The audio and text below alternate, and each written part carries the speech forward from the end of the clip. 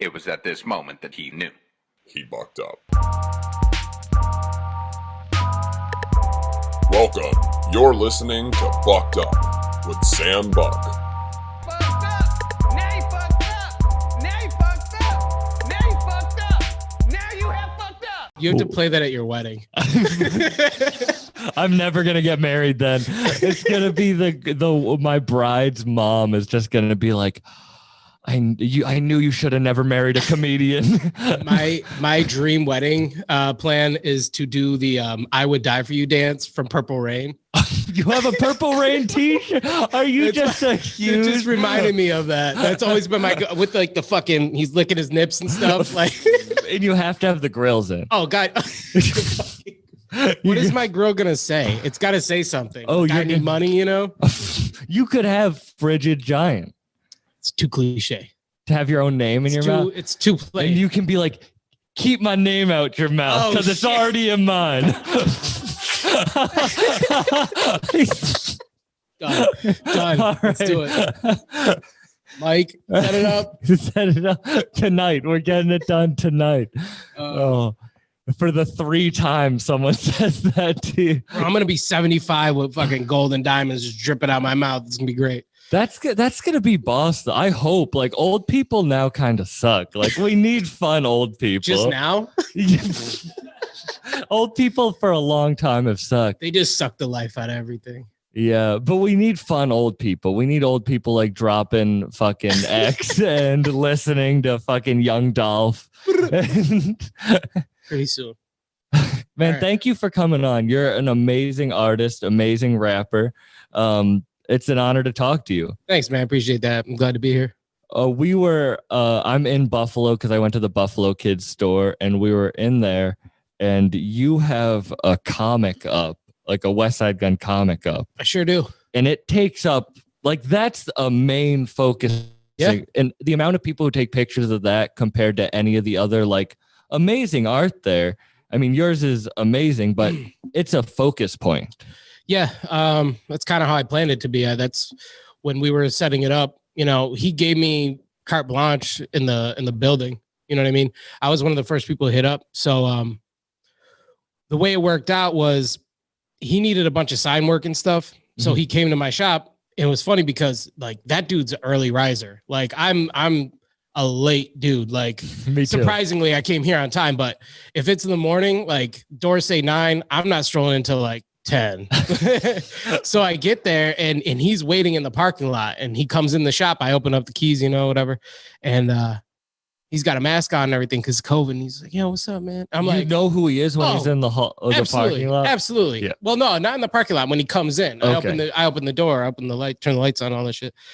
And he comes in and I'm like, bro, don't even like. I just come in and dab him up. I'm like, don't even say anymore. Yeah.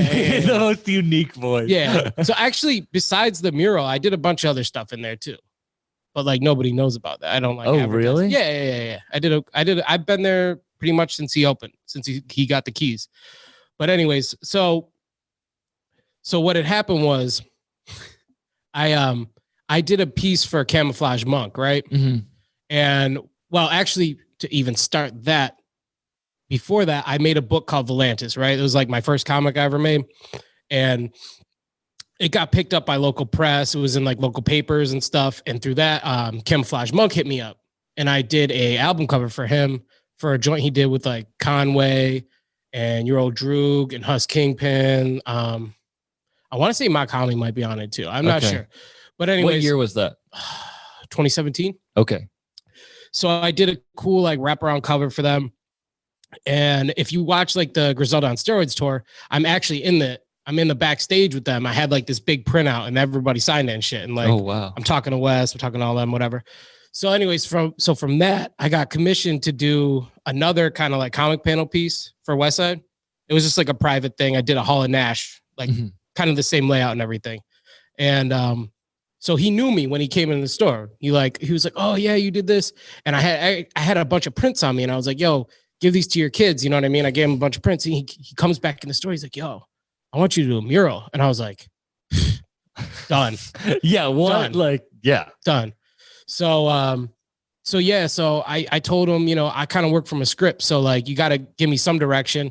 I had the idea in my head already, right? Mhm. So when I'm doing like something like that, the point is to tell a story in one layout, right? So you got to have a beginning, middle, end. So if you look at it, I took what he gave me, like he wrote the text. I put Can you explain the story for listeners? yeah, so we basically adapted Dr. Bird's the song.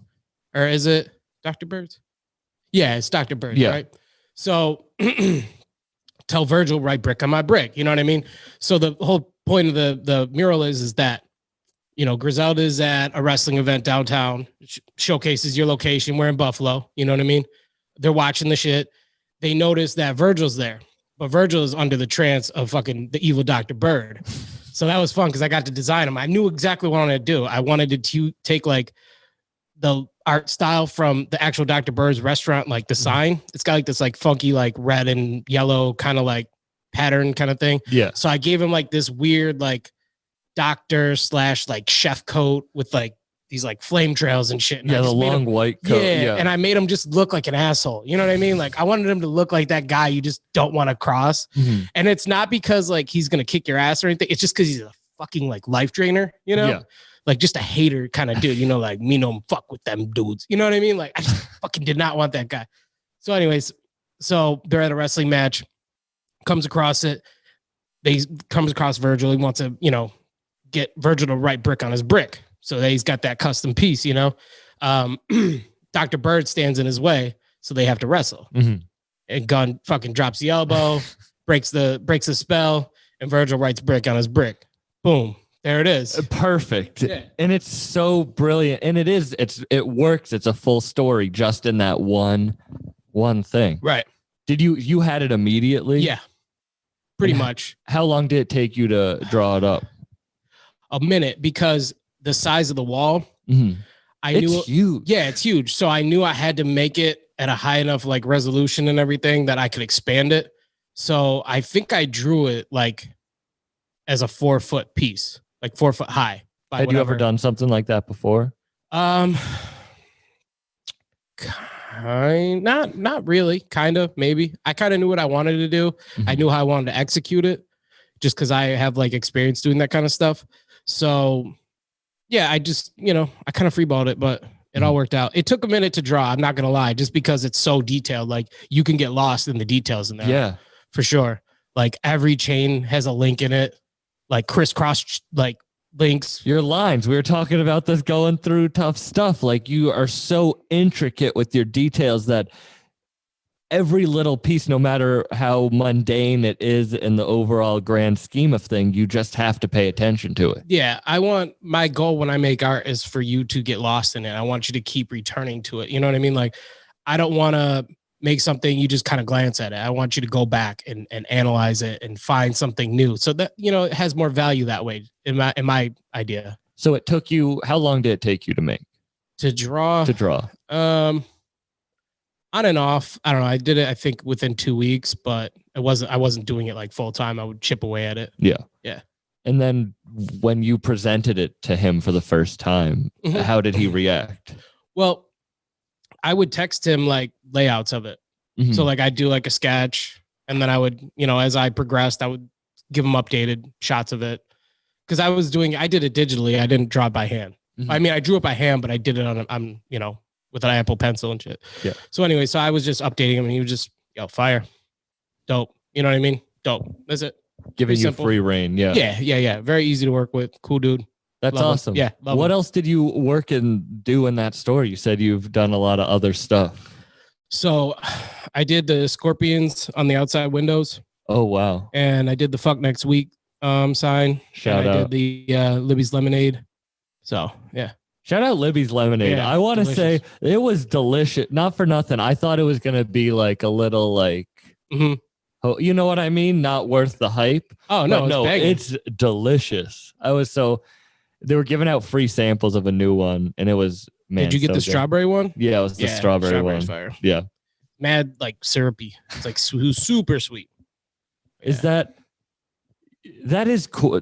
So you've of course been to the store since, were you there opening day? Yeah. Was that crazy to see that turnout, especially for like, I mean, you're a part of that. Yeah. And what pissed me off was like, I was trying to get in. Security was like, nah, nobody's getting in unless they wait in line.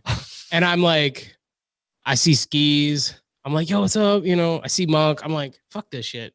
So I went to the front of the line initially and they're like, nah, you got to go back. So I'm like, I'm waiting in line. My buddy walks by me. He's like, yo, what are you doing? I'm like, oh, I'm waiting to go in here. He's like, you got to wait in line. I'm like, you're right. That's fucked up. Right. so I text one of the people that works there that I had been in contact with. And I was like, yo, can you just let me in real quick? Cause they could only let so many people in at a time. Right. Because of COVID and everything. So she was like, yeah, just come up to the front. And like, they were like not having it, but they let me in. It was cool. I had no beef. You know what I mean? Chopped it up with Wes real quick. Got some hats and shit and bounced. I wasn't trying to overstay my welcome. I just wanted to Were check you it out. able to? It's a very rushed when you're in there, even if like we got to spend probably like 15, 20 minutes in there, which was wild, just, you know, chopping it with Monk and everything. But it is a rushed experience. Like, I feel like I can't enjoy it as a gallery. Yeah. I'm not from Buffalo, so I only come on the big like rush days. So it is like an experience. But were you able to enjoy the like, wow, I'm a part of this? Like, it was. I don't know anything else like that in rap history. It was created that day. Yeah. You know, somewhat. I mean, it's cool. You know, I got, you know, people know that I did it. Mm-hmm. That's dope. You know, I get opportunities open up. People take me more seriously. I'm validated, you know? So that's all dope. I mean, as far as like, you know, what was cool about that? I chopped it up with Isaac Paleo. And that was cool because I wanted to meet him and pick his brain a little bit too. So it was cool to talk to him. I met brother A.A. Rashid. If you see on my like socials, I got a picture of me and Wes. He took that picture. So like that's pretty dope, right? It's so he shout out a amazing dude, been on the podcast, did mushrooms on the podcast. Great, like amazing dude. It was cool. I was talking to Yagai, and I had a pretty custom Rebirth hoodie on, and he comes up and he's like, "Can I take a picture of your hoodie?" And I was like, "Can I take a picture with you? Like, are you fucking kidding me? Like, you're literally like." He's one of my favorite. Like when I got him on, it was that was like a dream guest in the beginning. That was another thing. When I first met him, Gunn was like, "Do you know who this is?" And I'm like, "I don't know, man. Like, I'm just trying to work. You know what I mean? Like, I'm like, and they introduced me. I'm like, oh, okay, dope. You know what I mean? Like, it didn't resonate with me, and I hate when that happens because I've had a lot of moments like that, like in my life, where I'll meet someone like super dope, and it doesn't process in my brain because I'm not fixated on it at that moment. Like, I met the guy that created The Crow. Oh, really? Yeah, James O'Barr. Oh, shit. And like, it was completely random. It wasn't planned or anything. Where were you? I was doing a convention and I was talking to another artist, and like, he just popped up and just started talking like technique and shit. And this is such a dope opportunity. You know what I mean? And I just like, I didn't blow it off or anything. I was just like really nonchalant about it. And in retrospect, I wish I could go back and just be like, yo, idiot. Like, fucking pick this dude's brain as much as you can, you know? Yeah. So things like that happen like more often than not. And I just hate that occurrence that I have to look back at like memories like that, you know? That's so funny that you said that, because I've never been able to articulate that, but I've had that moment so many times in my life that's why I kind of like another reason I started the podcast, where I was like, I get to sit down with someone that I actually like love their stuff and pick their brain for an hour. Like, I'm a fan of your shit. Fuck, I have the J Ski shirt. Like, I love all your artwork. Shout out Green Giant. Like, listening to your music, I love. Like, it's cool to be able to sit down and pick your brain for an hour. Thank you. It's fucking dope. Appreciate that. So you like, comics are your shit. Apparently, yeah. Did you mean for that to happen? Probably subconsciously, yeah. I mean, I've loved comics as long as I can remember. They've been a part of my DNA. It's crazy because, like, as hard as it is to make it as a musician, it's probably just as hard, if not harder, to do in comics, to get into comics, like to actually become successful. It's the same fucking thing. I mean, I've been pursuing comics, I don't know, for about 4 years now, and I'm just starting to like actually break in. I'm on my like 12 or 13 book right now. Right. So imagine That's that. a good turnaround. Yeah. Oh, dude, because I'm an idiot. I just work. I'm just like a workhorse. You know what I mean? Like, and I do everything. I like in most regards, comics are like a production line, right? So you got like a writer, penciler, inker, colorist, letterer, editor, publisher. I do all that. Like I do everything. So it takes me longer to make a book, but at my speed and pace, like, I mean, if I was doing a monthly, I could do a monthly book is what I'm saying. I could pencil a monthly book. I could ink a monthly book. So I'm at the industry like level, you know what I mean? So I don't know where I'm going with that, but yeah. 4 years ago, before that, you were still an artist? Oh yeah, I've been rapping forever. I mean, I've had record deals, I've toured, I've done all that stuff. It's just like in music, you just got to keep reinventing yourself. Honestly, you got to reinvent yourself like every 5 years. I swear to God, it's the only way to like keep doing it and being like, and you got to fall back once in a while too. But I've never had like a huge peak of fame. Like on a local level, sure. I've toured, like people around the country know me. I've, people around the world a little bit, here and there. Yeah. I've got those little pockets and stuff, but I'm not like a household name or anything. So it gives me the freedom to kind of do whatever the fuck I want. I don't have like a standard to live by. So. And you're focusing on a lot. Like you just said, you doing all of that. That is what your focus is. If you were trying to just be like, focus on one thing, you might be, but you're doing it all, which gives you freedom. Yeah. Like having control gives you freedom. Yeah, I guess. Okay, so like if we were going to put it like this, the way like Conway can drop 3 albums in a year, I could drop 3 comics in a year. You know what I mean? But on top of that, I'm also probably going to drop an album as well. Like even right now, I got 2 albums in the can. I'm just sitting on. So I don't know. I'm just too stupid to not work. Yeah. Yeah. But that's what pushes you. Like when I'm lazy is when I start hating myself. Like when I give myself the time to hate myself, I'll fucking do it. I'll fucking do you it. Piece of shit. You're looking in the mirror like, oh. That's why I'll drive 2 hours to do 15 minutes up in Maine and then drive 2 hours back at pretty much a loss of money. If I think about gas, it's because if I don't do that, I'll just be sitting in my room like, you're fucking wasting time, pussy. Fucking pussy. What are you doing? Are you killing it? With stand-up? Yeah. Are you like killing the room? I don't want to. I'm doing very well for where I'm at in comedy. I'm 2 years in of doing it every day. And and people give me compliments that make me feel good, but I don't want to be cocky. Like I don't, and I also don't, I bomb some nights, but overall I do well. And everywhere I go, people are happy that I did that show. What's the worst bomb you had? Oh, it was a show with Shamil. It was shout out Shamil. Shout out Shamil Kumar, amazing fucking rapper, producer, comedian. Guy in the corner. You're a really good guy in the corner right now. He's the best guy in the corner. Dude, I don't want any other guy in my corner. He's the dude. No rainbow. He slides in the steel chair when you need it. Exactly. We did a show in front of like a group of like 50 to 60 year olds. In my comedy. Before that set, I didn't have, and that was what, like 2-3 months ago. I didn't have a set that I was like for like blue collar 50, 60 year olds. So I open up with, this looks like a crowd filled with my parents. I'm going to disappoint you guys too, which is just so immediately they hate me. Yeah. Cause old people aren't fun. Remember? Yeah. This is how we started this off. Full circle. And I just bombed for 15 minutes straight. Just eating shit. And but I don't know how you feel about this, but like, it's like the things in life. When the worst things happen to you, you can grow the most from it. When I bombed the most, I fucking just did another set in front of the same style crowd and I got it now. Like I learned. So you kind of need those failures. Right. You gotta like switch up from edgy to corny real quick. You probably feel that with your like art or music. You do something and you're like, shit, now I know never to do that again. Yeah, definitely. I mean, I think with that, I've switched how I just make raps, like just the style. Like I used to do these like deep, intricate, fucking wordy puzzle messes of verses, that only really made sense to me.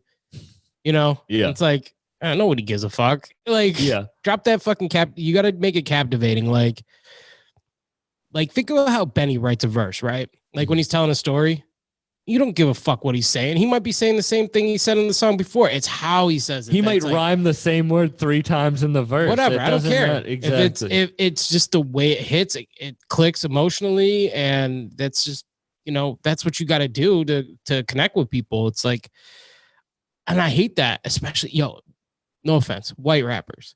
Oh, I have such a problem with white rappers. You're just like, click. Yeah, dude. I like some of them. Yeah. But when you get to like, I'm sending a message, it's like, yeah, we know, it's okay. Mhm. Yeah. I want to hear. Well, that's why, honestly, like I never like. I'm a comedian. That's my. Do you want another one? Yes. All right. Do you want this or do you want a regular Truly? I don't care. All right.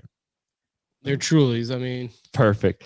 Like I'm a comedian. I'm a goofy white guy, but I know a lot about rap and I've loved rap my whole life. But I would never try to be that like I'm a rap fan. Like I'm me. And that's why I like being a comedian and then having a podcast where I can talk to rap adjacent people, right? But not that whole like I have a message. Yeah. I'm trying to teach you. It's like shut the fuck up, And that's coming. I understand people listening might like this is a self-help podcast, but it's only because I need the help. I don't know what the fuck I'm doing. I need people to shut the fuck up, B.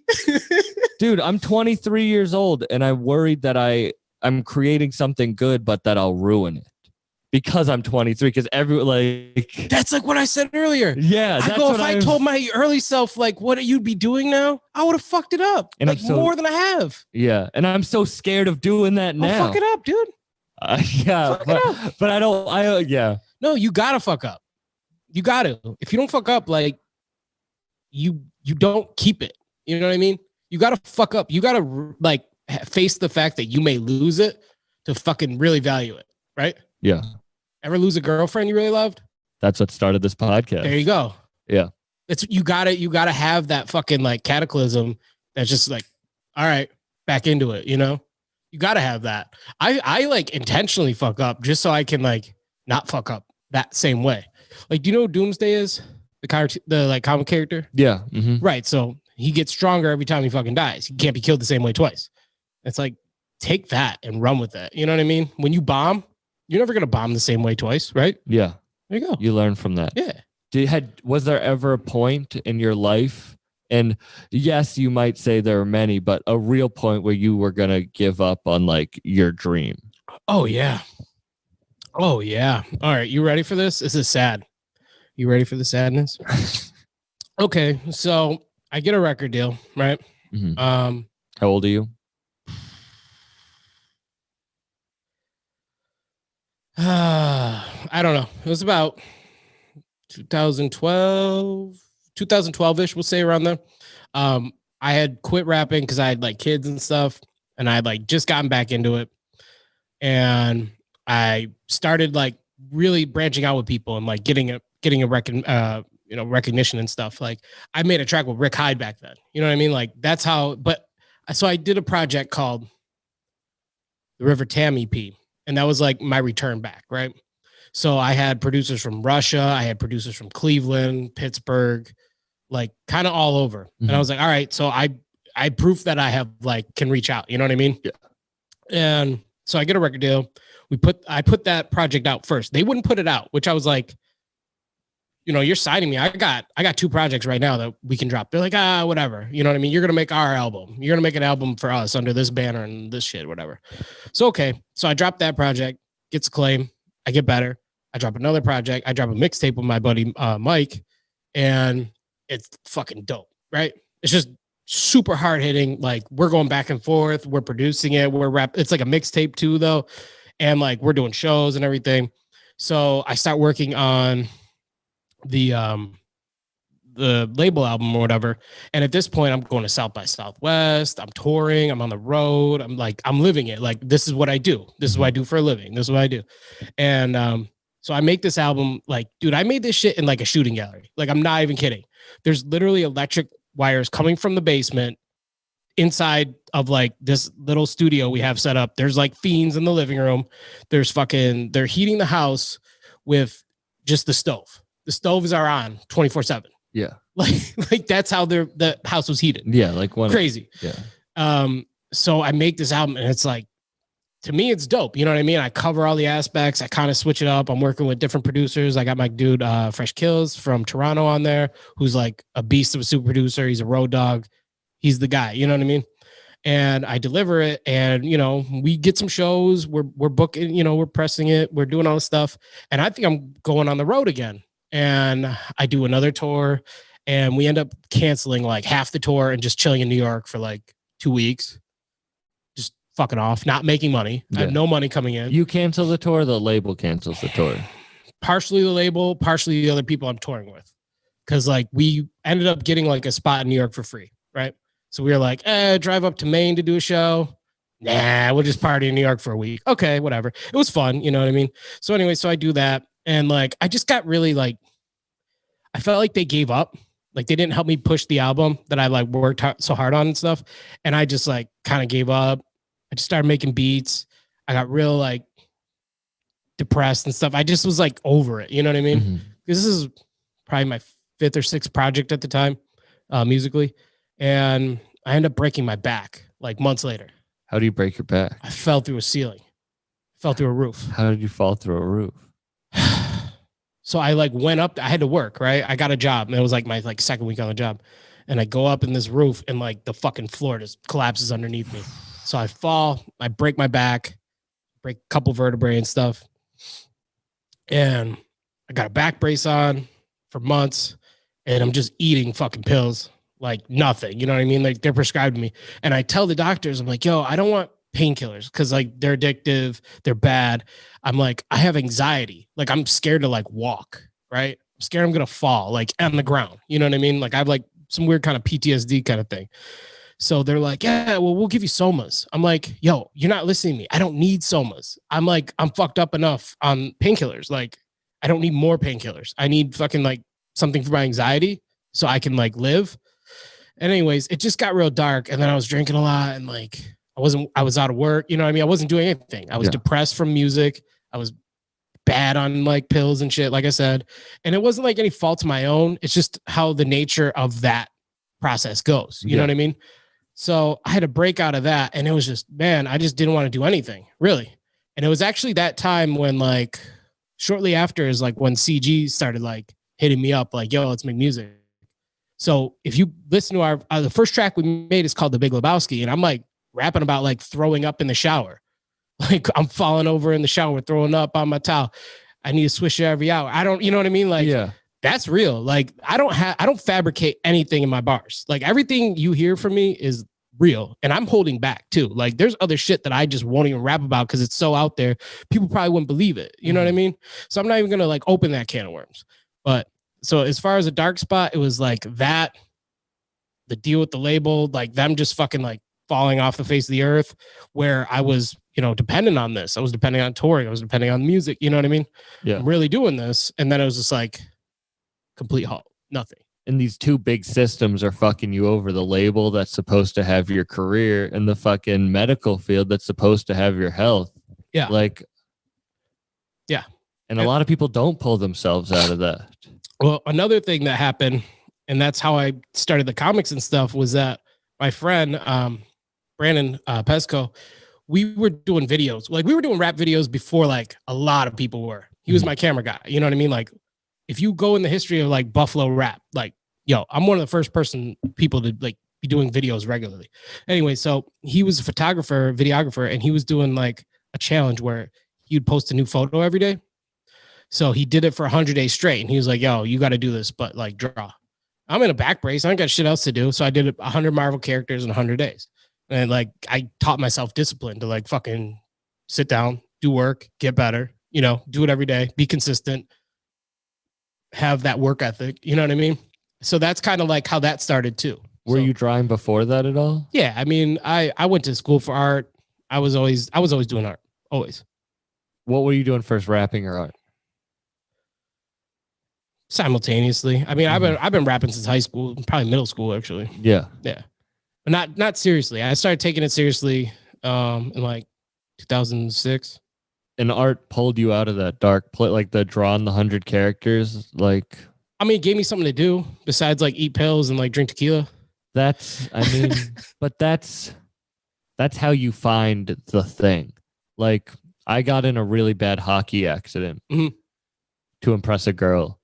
I started playing hockey and I got in a real bad accident where I got a level 5 out of 5 concussion. I had to lay in a dark room for a month. Damn. Like, no lights. I couldn't talk to people. I couldn't listen to music. I couldn't watch TV. I just had to lay in a dark room. All I could do was listen to people talk. No music. I couldn't talk to people, but I could listen to talk. Yeah. I just listened to stand-up and podcasts. I was 16 years old. That's crazy. And I just listened to stand-up and podcasts. And fucking, we're right here. Yeah. And you're right there. And when you say that, it's like, look at, dude, art, like that time brought you to where you are now. Yeah. Dude, Crazy. this is tough stuff is crazy. You heard it here first. Fucking Tough stuff is insane. tough stuff. Sick. When did you get the idea for this? This is my brainchild of the quarantine. So basically what happened was when quarantine started, you know, ain't shit to do. So me and my brother started this thing called Tubi Roulette. Have you heard of the streaming service Tubi? No. All right. So Yeah, Tubi. Yeah, yeah, there's a free streaming service, Tubi. It's just filled with like bad movies. Like, so we would meet up and just try to find a random movie that would like look shitty. Like the shittier, the better. I want like the lowest quality, like B movies from the 80s. So we would just watch it like once or twice a week. We'd meet up and do that, you know, partake. Yeah. And, you know, come up with the idea. So I was like, yo, imagine if like I could make one of these, you know what I mean? Like a no budget, like B movie with like action, like guns, all that stuff. There's got to be drugs. There's got to be drugs. You know what I mean? There's just certain tropes that you have to have in this. So like it all just kind of formulated. And honestly, I think some point last summer, I just locked myself in my office and I just wrote out the script. Like the book's 40 pages. Like that's not like a short, it's double the size of a normal comic, right? Yeah. So I was like, fuck it, I'm just going to do it. Like this is my like thing, you know what I mean? So that's where it came from. I just wanted to make like my own version of like a shitty B movie, like a Samurai Cop or something. Do you feel like a certain, I don't know. Do you feel like a certain love for this that you didn't for other projects? Because you talk about it so like you're so excited, and I know it's new, but like this is something to be like proud of. Right. I think it's just the overall response. So my first book, the book I was doing before this was called Volantis, right?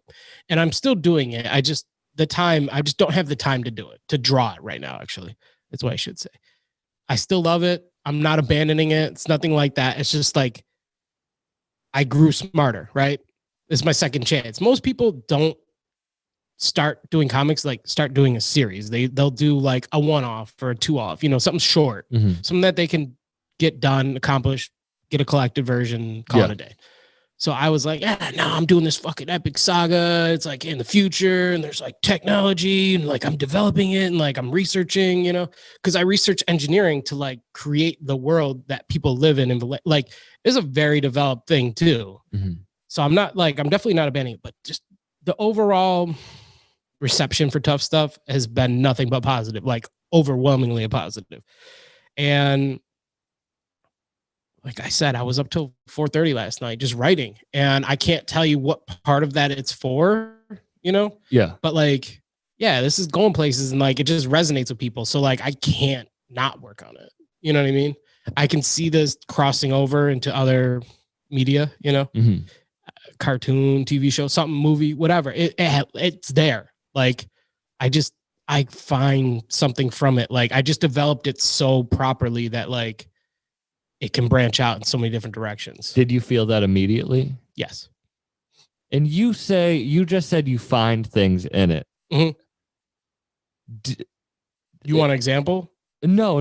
I'm trying to, I don't know how to word it properly, but it is sometimes ideas just kind of run through you. And you Right. described this with an excitement that like you just sat down and it came through, like it was like stroke of genius. You know what I mean? Yeah. And it's hard, you can't really explain those moments, but that's why I want to like, did you know immediately? Yeah, I think so. I mean, I knew I needed to like fine tune it and everything. Mm-hmm. And I'll be honest, there's a sequel. It's you know what I mean? I got a sequel. I just know where I want to go with it. You know what I mean? I know the ending, and like, you know, when you know the ending, that's when you write the story. Right? Yeah. You got to know the ending. You got to know how we get to this point. Like, develop everything that gets to that point. I don't know how else to describe it. It's just I know. You know what I mean? How did you get from like drawing the Marvel characters to like developing worlds? Weird dreams. Like, Dreams? yeah, I mean, so Like have you- actual dreams, like sleep, or do you mean like just like visions? Yeah, visions. Like, are you aware of this idea of like a sphere of influence? Yes. Right. I guess I believe in that because so the theory is that there's like a realm of consciousness that people can tap into. And inside this consciousness is unbound creativity, right? Mm-hmm. This is going to sound like weird and like new age and trippy or whatever, but like I feel like I just have the ability to tap into that world. Like that's how I get these ideas. You're able to get the muse to come to you. Oh yeah, big time. Especially with comics. Like you said, this is your kind of your thing. I would say I got the muse for it more towards comics than music at this point. But I mean, trust me, bro, I got bars. What's it? Oh yeah, check out Green Giant too. Check it out on all streaming services. But do you feel, is it discipline or you just, do you have a? Oh yeah. Because I don't know if you've ever read The War of Art. No. Stephen Pressfield talks about like if you treat the muse like it's a real thing and that if you sit down and wait for it to come and you just stick with it, then it's always going to come to you. And it is through discipline. It's not through luck, you know? Well, you don't get 13 comics done by not doing anything. You know what I mean? So the discipline's definitely there. It used to be where I would 8 o'clock till 1 o'clock. Where am I working? Like I have to work on comics. I'll shut the door. I'll ignore everyone, you know, put a podcast on, put some music on, whatever, and just hit the table and draw. Now it's more or less when I have the time, you know, but I always make the time. Yeah. Like I if I don't draw for a day, I hate myself. Like that's what we were talking about before. Yeah. If you're lazy for a day, the voices start creeping in. Like I'll give myself the break to enjoy life, you know, give myself a reward. You have to reward yourself. That's another key. So, you know, I'll tell myself, oh, if I finish this page today, I'll go out and have a couple drinks or something. You know what I mean? Mm-hmm. It doesn't have to be that exactly, but you know, you make the time, and you reward yourself properly, you know? And everyone needs to do that.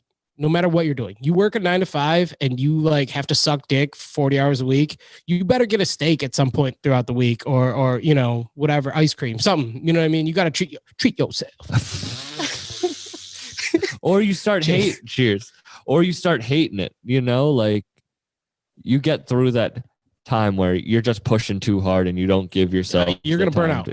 And you do. I felt that way over quarantine. So you said you created tough stuff over quarantine. Yeah.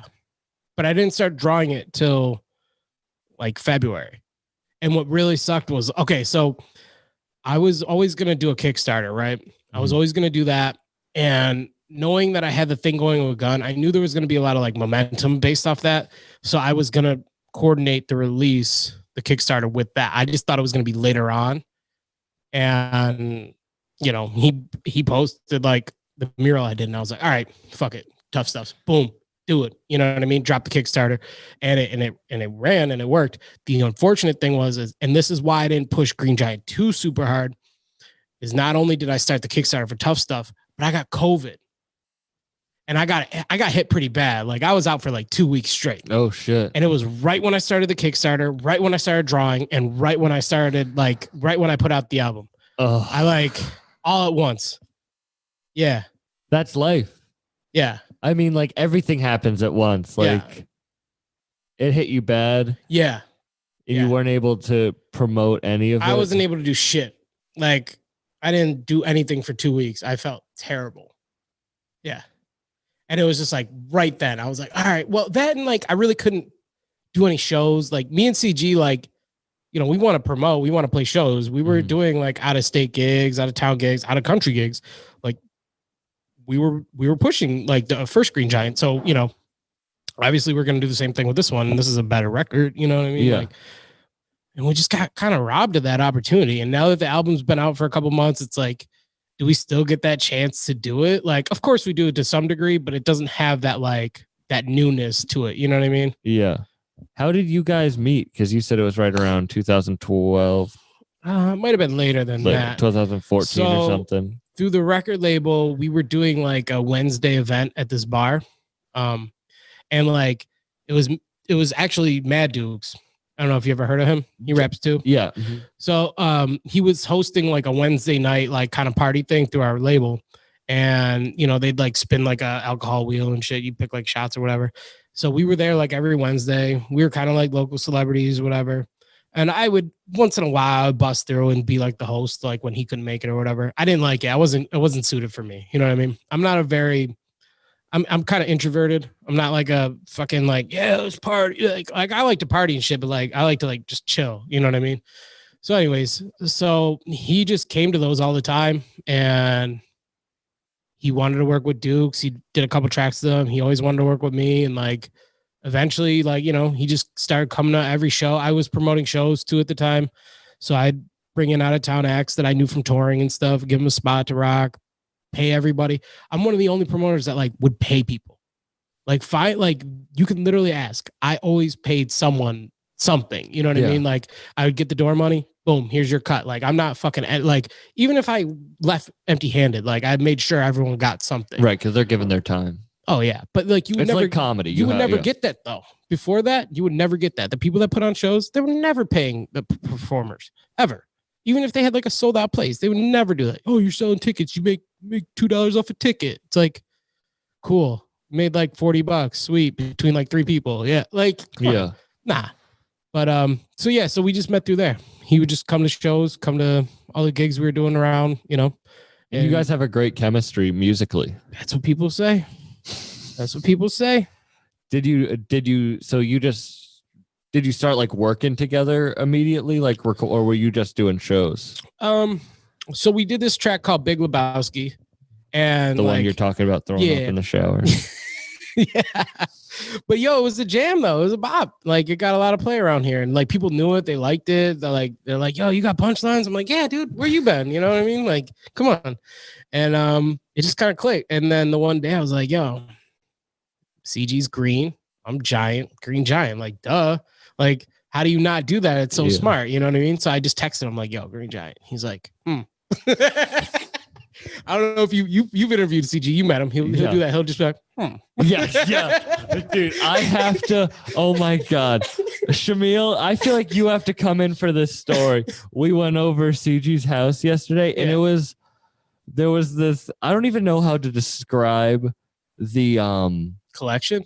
Not even that. The craziness that happened outside of the house while we were there. I can only imagine.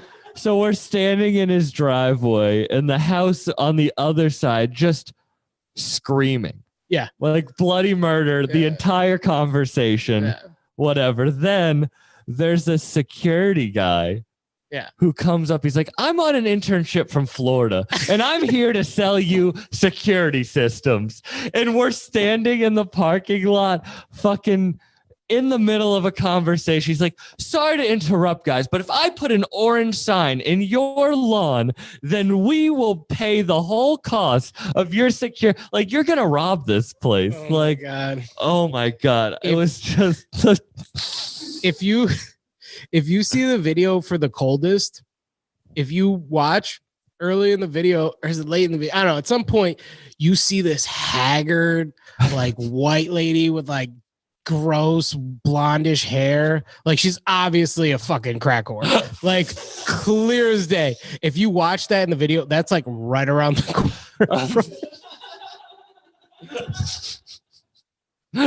I'm sorry. I'm not trying to put him on blast. I love you, CG. No, I'm not putting him on blast either. And he will understand how silly of a situation it was of this random dude in the middle. Why are you on an internship from Tampa, Florida? Shamil, do you want to speak it? 100% true. It's a good internship. I like that he flew from Tampa. Yeah, you fucked up, dude. You took the wrong interview. Why you go from Tampa to Buffalo? That's like, I'm doing my internship in Mongolia. Can't wait. It's great. That's like soldiers who go from fucking Vietnam to Korea. Oh God. I don't know what I want. That doesn't I say sure to that. Can we edit it out? Next. They don't all work. The jokes don't all work. So where were we at now? I want to talk about like this. You have this. It's like now it's. I don't get to do the drops a lot. Now I have you to do it live. It's like a second language out here. Like everyone, boom, boom, boom, boom. You could go down the street and just see someone and say that shit, and they're just like, they understand. I got you. Yeah. I do. I don't know why. I mean, I do know why I love Buffalo so much, but I do just love fucking weirdos. But like, why? Like, I don't understand why I could go anywhere, but I just have chose to go to Buffalo twice. Yeah. I get to have amazing conversations. I get to see art. I get to hear dope music. We're fucking weirdos, man. We're also trapped inside for like 7 months of the year. It's crazy. So do you think, it's the cold. Cause if you look at like rap and especially like hard rap, a lot of the northern cold cities like Detroit, Flint, Chicago, Buffalo, even New York City, it's like a certain thing when it's like cold and you have to fight for inside space. Same with comics. You gotta, you're trapped in the house and you have time to yourself. It's like, it's like prison. You just gotta like meditate and think and keep yourself sane and keep yourself busy. It's like, if I lived in California where it's sunny and nice all day, I'm at the beach all day, dude. I'm not going to get any work done. Yeah. I'm going to be fucking off. Is that why you think Buffalo has like sky? That, and we haven't had anything for years. You know what I mean? Like there was nothing to take. So everyone, what's crazy is because earlier, like years ago, it used to be very predatorial and like territorial and like, so-and-so's got a gig. Oh, fuck that. We're doing a bigger gig like across the street. Like, nah, we're taking, because, your market's only so big, right? Mm-hmm. So say I'm throwing a show. I've got me and like 4 other people, whatever. There's another faction that's trying to do the same thing, but like upping the ante and blowing out my resources. And, and the result of that is I have 3 people that show up to the show I'm promoting and they have fucking the rest of the crap. You know what I mean? Like, it used to be very, very bad like that, where they were like just very cliquey and just people just weren't fucking with each other. And now it's like more unified than I can imagine. It seems that way to me at least. Like everyone's cooler now. Isn't that so like it's like a duh? Like, it wasn't working out when you guys were all at each other's throats. Right. It's working out now when you actually want to put people on. Right. It's so similar to comedy, where it's like, if you're trying to be a cutthroat comedian, like, fuck this guy for getting booked. Like, you're not gonna do. It's about the worst mind state. I just want to create a network of dope people that I can go anywhere. I love it. That's all I want in life. I don't care about the listens. I don't care about anything other than, can I have an amazing conversation and then have someone that I know? Fucking facts, man. Yeah.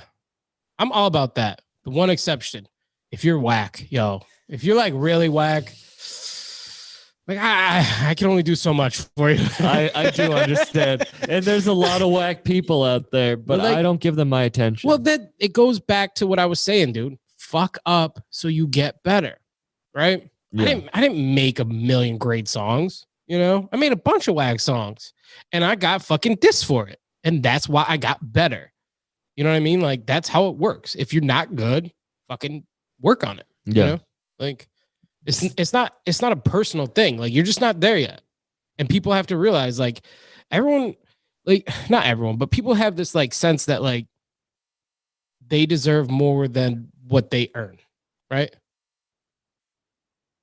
Show it, you know, pay your dues. You know what I mean? Like I'll go out and do whatever the fuck I want. You know why?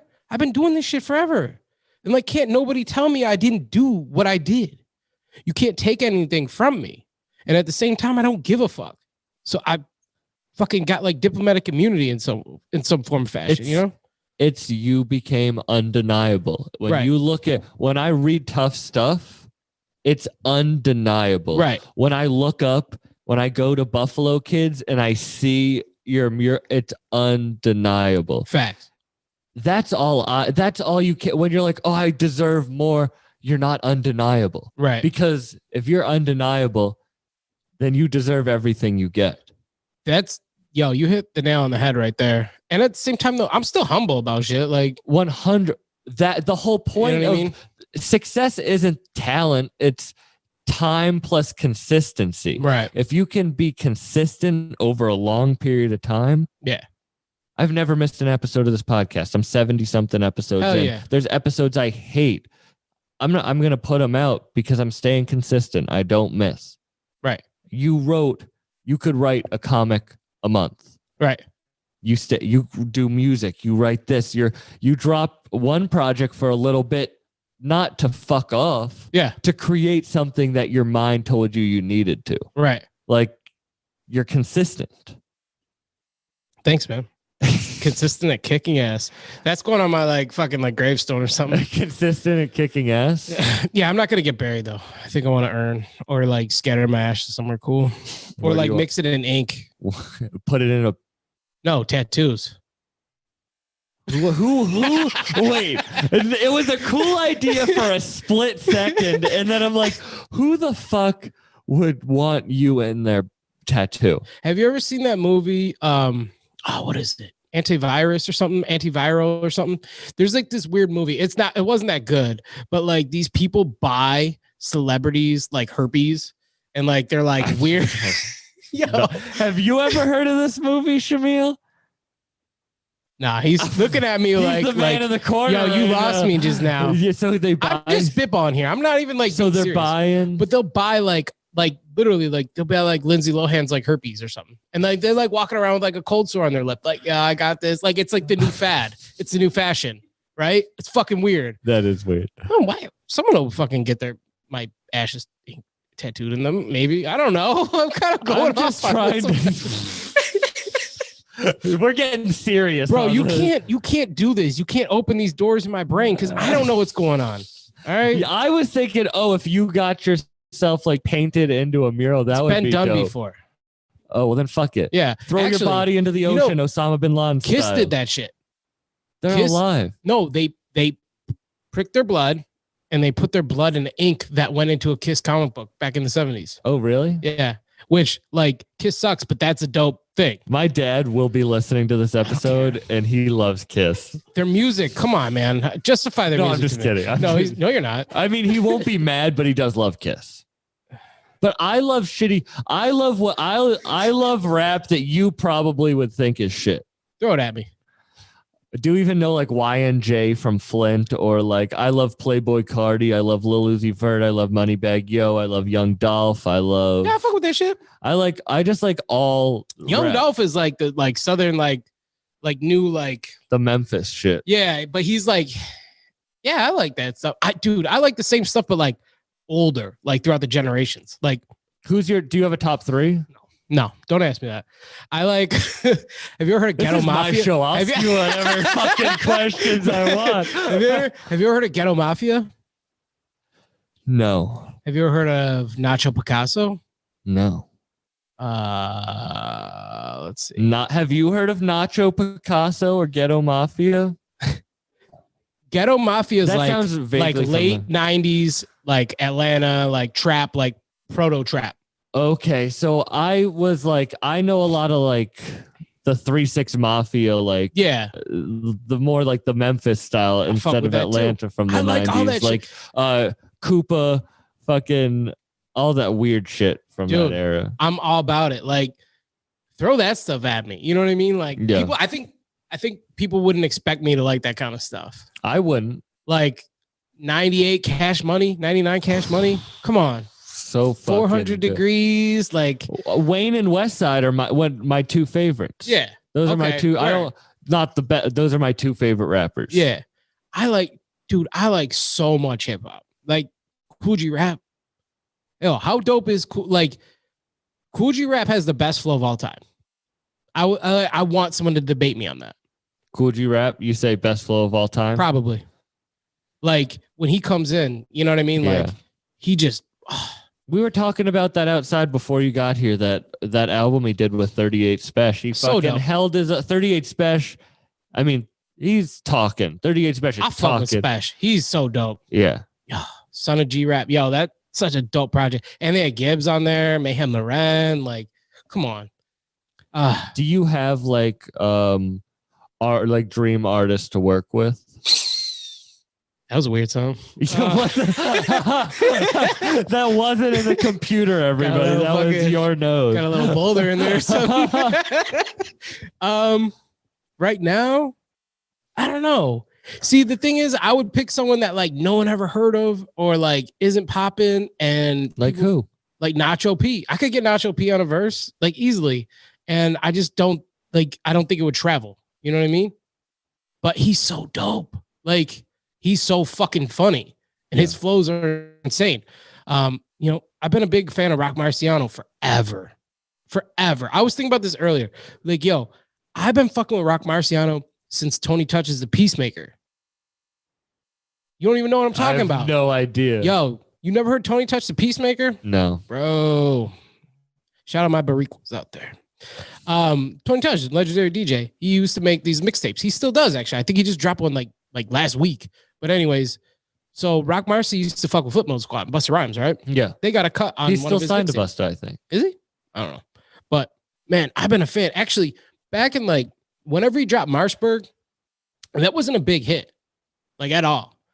I fuck with it back when it dropped, and like nobody was really fucking with it. Everyone was fucking with like Young Dro, Young Jock, all that bullshit, like the snap music and all that stuff. That shit. I was fucking with fucking Moshberg. I used to rap over the pop instrumental, like back in the day, like when that shit just came out. And like everyone was like, yo, what is this? I'm like, right? And I used to rap double time over it. Cause I don't know. I was just like, yeah, I'm gonna fucking impress everybody. You know what I mean? So I'm rapping double time over like the grimiest beats of all time. And nobody knows what the fuck I'm doing. I'm like, I'm on to something. I gotta be, you know what I mean? Like, I don't know. Was But- that always the sound in Buffalo? Was it always grimy? No. Okay. So from what I remember, like Derringer, right? Derringer's been around forever.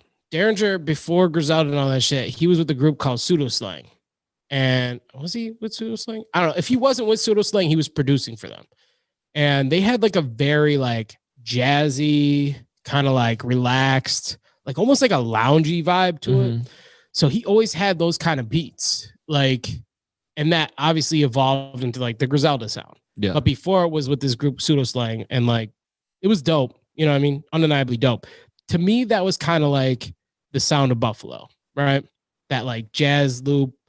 And everyone kind of like worked off that for the most part. Not everyone, you know what I mean? Not obviously everyone, but like the overall vibe was kind of like that kind of style. And like there was like DJ Cutler.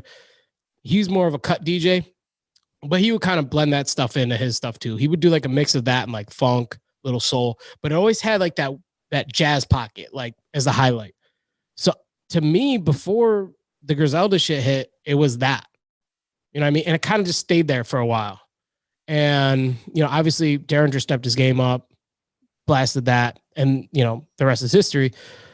So for the most part, I would say it was that. And the other thing is I was in the Pittsburgh hip hop scene too for many years.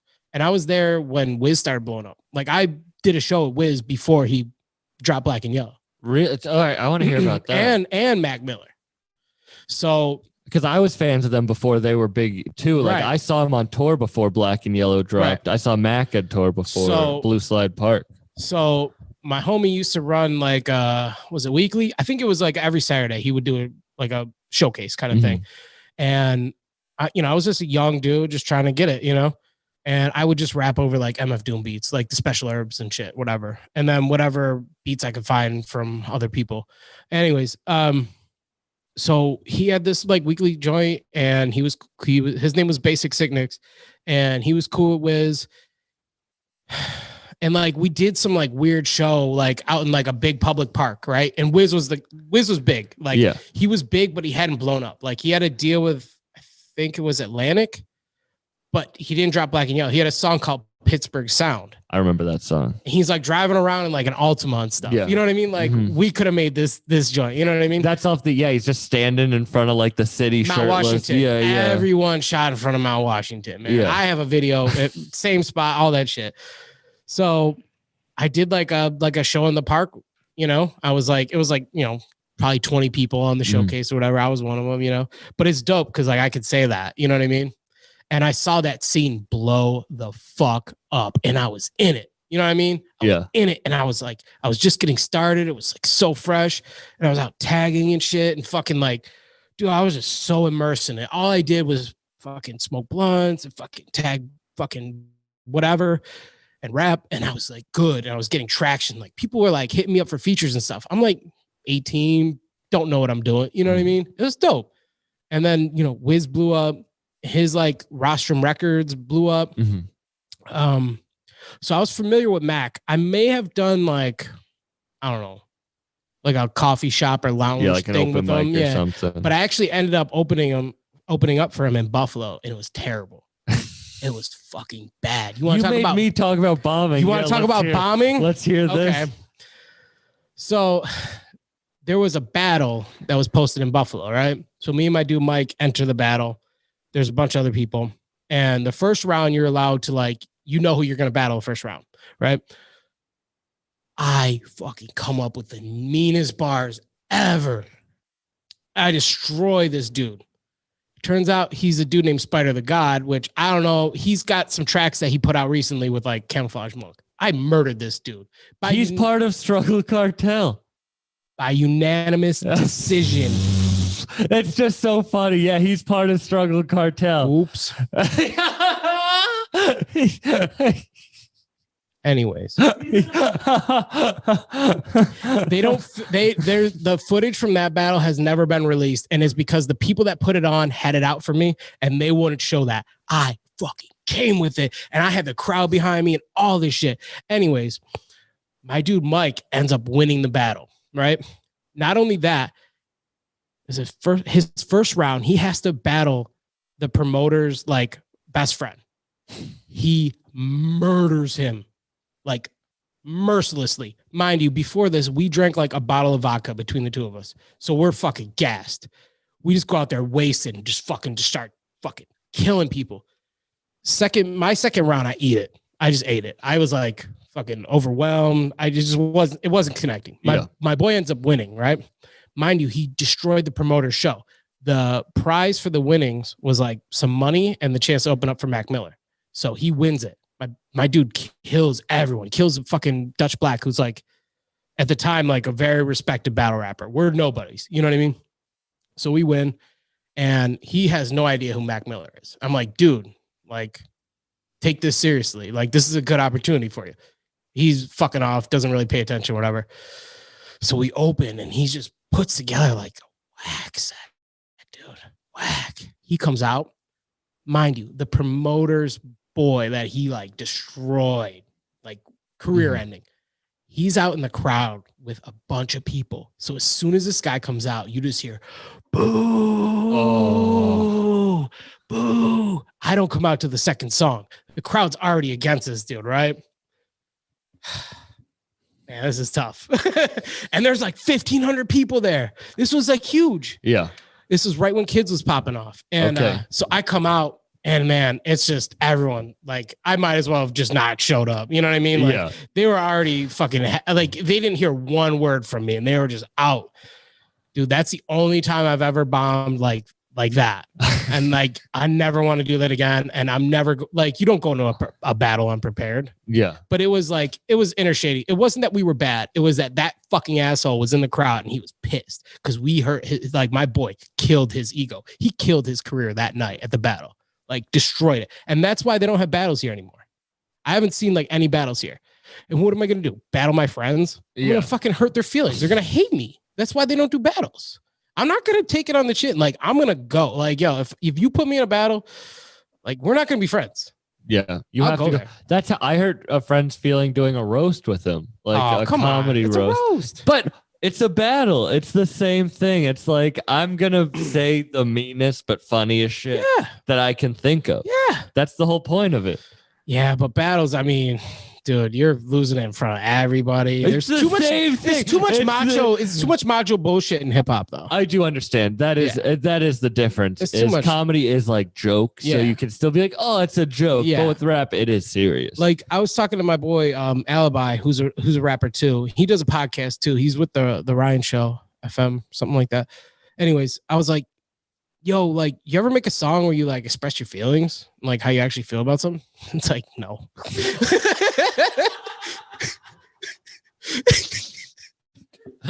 That's it. Yeah.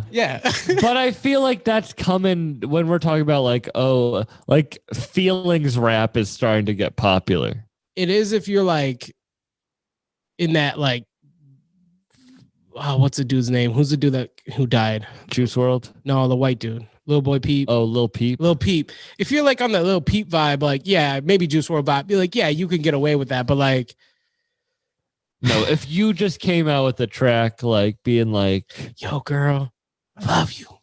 Like, come on. Like, yeah, no. You just can't. You just can't.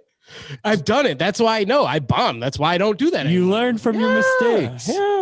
Are you gonna hit shows soon? Like, do you want to do show? You're going on tour you're going to different Comic Cons. Yes, I am. For Tough Stuff. Yeah, and there's gonna be more with that too. It's just I'm waiting for the release dates because Tough Stuff, like maybe international at some point. Like do you have some date where it's gonna for the Kickstarter people that backed me, that supported me, I love you. And you'll get the book in July, hopefully, I think. Dope. And maybe sometime in the fall, it might be everywhere. That's awesome, dude. Yeah. It should be everywhere because it's undeniable. Thanks, man. I think that's the word that is the word for yeah. Undeniable. The fucking Pee Wee Herman word of the day. And then do you have any music coming? You said you have 2 albums. Yeah, there's gonna be a project called Bad Giant. It's me and my producer from this other group I was in called Mindset. His name is Badfish. So Badfish, Giant, Frigid, Bad Giant. We're just kind of playing with that. We're just chipping away at it. So, You're focusing on this stuff right now. Yeah, I got a lot going on, but no, I'm still making music, and I just had a feature on CGology. Shout out CGology, great album. Just came out last week. There's other features. I don't know when they're all dropping. You know what I mean? I've been doing a lot of other features for other people, so you're gonna get a little smattering of me here and there. But I don't sell verses. I mean, I'm very selective. Like, I might do it. I might not. Yeah. I don't really care. I have nothing to prove at this point as far as like hip hop goes. Yeah, you're gonna be jumping on your trampoline with your grills in at 70 years old with all your comic money. I'm gonna have a fucking dude. I want to make a movie. All right, like I really do. That's the dream. A Tough Stuff movie, probably, or Volantis. Probably Tough Stuff. I don't know. We'll see. Whatever. I don't care. Like I'm not gonna close any doors. The universe is gonna. And I have to do it. I have to end this podcast on this question. It's such a shitty one to end on. But have you done DMT? I've done salvia. My friend has a toad that secretes DMT. I just never scraped it and smoked it. It was a little, I want to. I would. I mean, do I want to? I don't know if I want. I would. I'll try anything once for the most part. Because you mentioned it. Well, I mentioned it as a plot device. Yeah. So I was wondering because I mean, if you've listened to this podcast, you know that I've done it. Well, yes, this is true. But also at the same time, I mean, Tough Stuff smokes crack, but I don't.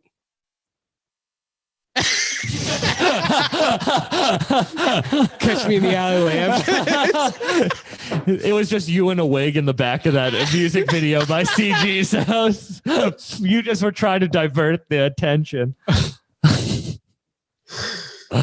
Man, thank you so much for coming on. This was an amazing conversation. Let's go. My pleasure, man. This was Anytime. awesome. Yeah, awesome. Do you want to plug your social media? Yeah. You know what sucks, man? Speaking of social media, I lost mine. Last year, I had to build everything back up. I lost like my history. Really? What happened? You fucking tell me, man. I don't Will you know. post Mark some dick Zuckerberg. pics on your story? Probably have a lot more followers. He's like, fuck art, fuck music. fucking dick. I'm 50 or Fucking slamming the by 50 I want to be pink a porn eggplant star. everywhere. Wow. What's up? On that note. Yeah. On that note. On Facebook, I'm Delgado Kevin. Yeah. On Instagram, I'm Solstice _art. On Twitter, I'm actually Frigid Giant. One word. I've got a website. It's kevindelgado.co. I probably should do a link or some shit. Yeah. Stream this. Yeah, stream the fuck out of Green Giant 2 so I can buy a 6-pack with my earnings. All right. There's some great features on it. Tony Boy. Dude. Esoteric. Esoteric, come on. I know, dude. I love Tony Boy, but when I saw Esoteric, and he kills that verse.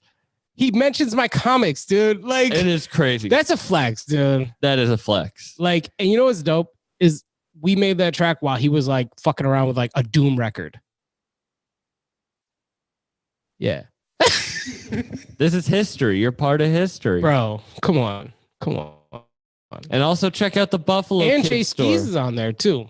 Shout out Jay Skis, former guest. And my man, I gotta shout out Teapot and Alex Anani. They're also on there, and they're not as well known, but they should be because they're dope. They're dope as fuck. Check them Teapot's out so too. dope.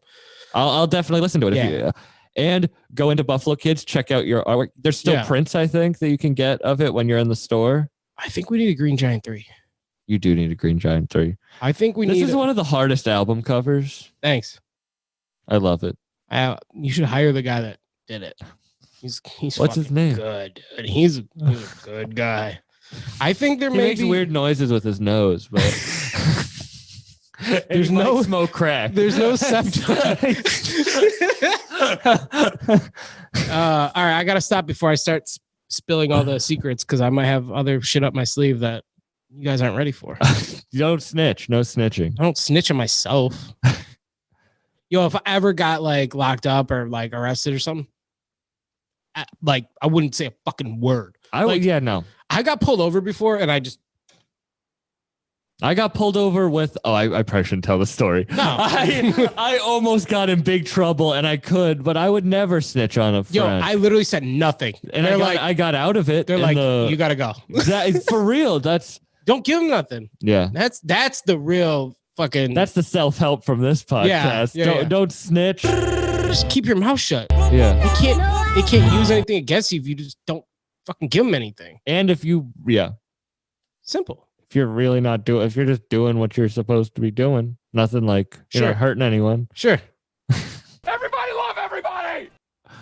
Self-help podcast, everyone. Fucked up.